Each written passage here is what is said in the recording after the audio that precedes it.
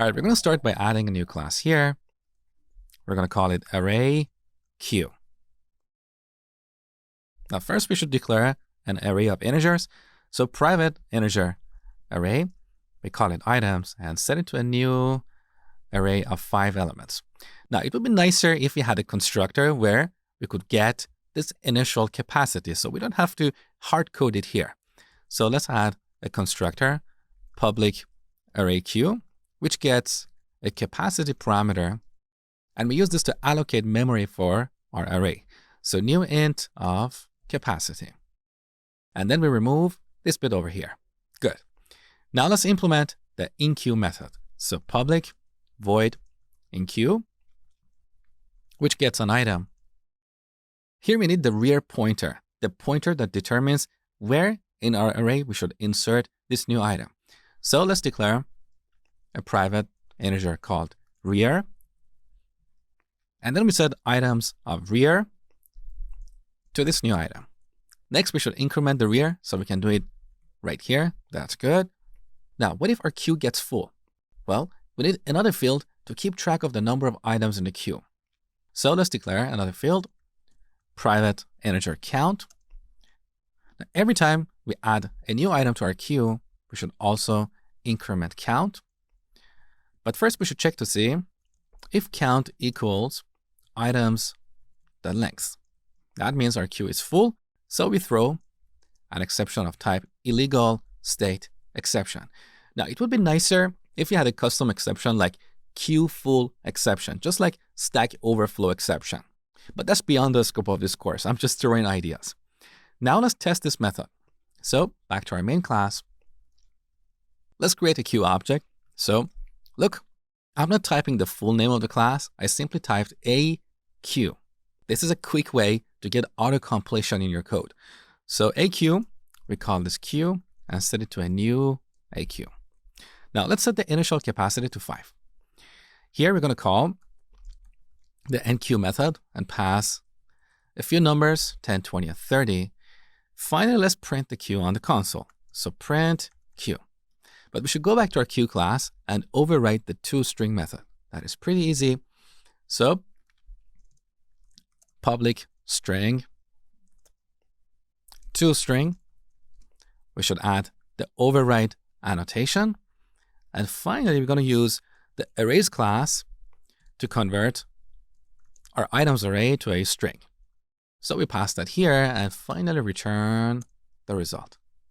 Let's test our program. So our items are stored at the right positions. Beautiful. Here we have 2 empty spaces for 2 additional items. Now let's implement the dequeue method. So after enqueue, we type public int dequeue. We don't need any parameters. We simply remove and return the item at the front of this queue. So here we need another pointer. Let's declare that over here, private integer front. Back to our dequeue method.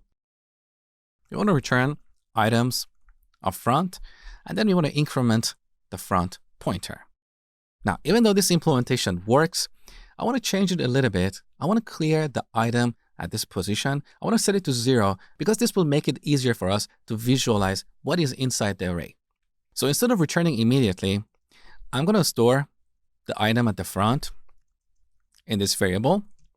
Then I'm going to set that item to 0 to clear it. Next, I'm going to increment count. So next time we call the dequeue method, we remove the item at the front. We can also do that here. That is better. Finally, we return the item. Now, back to the main class. Let's call the dequeue method and store the result over here and then print it on the console. Let's see what we get.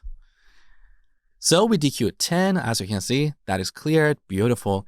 If we call dequeue one more time, 20 is going to be removed. So let's give it a shot. Queue.dequeue, run the program. Now 20 was the item at the front and it's cleared over here. Beautiful. Now back to the queue class. You forgot to decrement count here. So count minus minus. Now this implementation has a problem. Let me show you. So back to the main class. We have added 3 items and removed 2 of them. So currently we have 1 item in our queue, and given that our queue has a capacity for 5 items, we should be able to add 4 extra items to this queue. But that is not going to work. Let me show you. So let's run the program one more time to see what we have.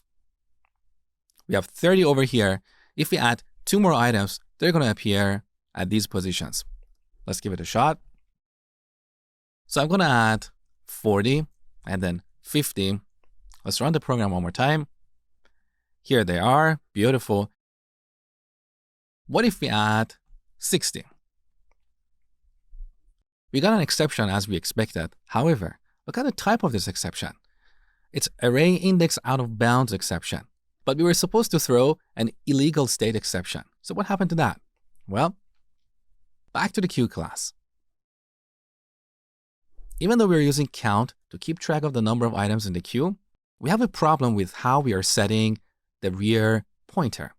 So after we insert the 5th item, rear is going to be set to 5. And that is the reason why we got this exception.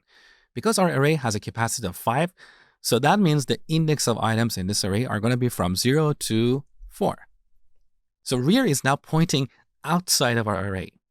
In the next video, I'm going to show you how to solve this problem using circular arrays.